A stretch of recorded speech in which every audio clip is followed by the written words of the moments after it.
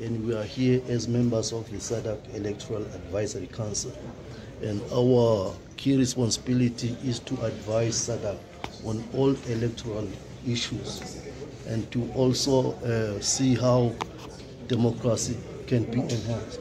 So during the pre-election assessment mission, what we seek to achieve is to assess and find out if the security and political situation in the country is conducive for the holding of free, fair, transparent and peaceful elections, and to be held in accordance with the SADC principles and guidelines governing democratic elections. The other purpose of the visit is to consider the electoral laws of the country, the legal framework which governs the electoral process and the elections.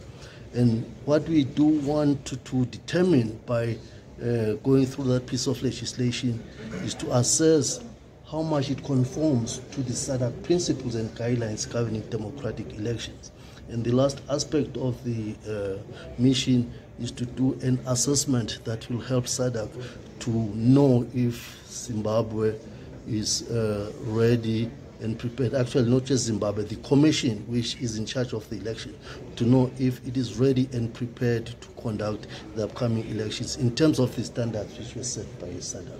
That is the main purpose. So of our what happens after a mission? When are you producing a report? Yes, when we finish the mission, what we are required to do is to prepare a report.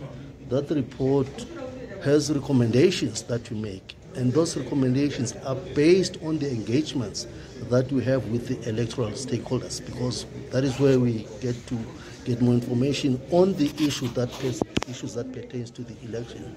So that the report is submitted to the chairperson of the ministerial committee of the organ in SADC, so that it goes to be considered by the ministerial committee of the organ. It is afterwards that very same, not just the report and the recommendation, is then shared with the government, the member state, where we went to undertake the pre-election assessment mission, and also with the electoral commission of that member state.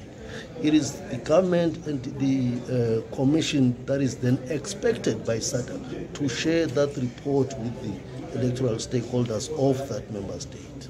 That is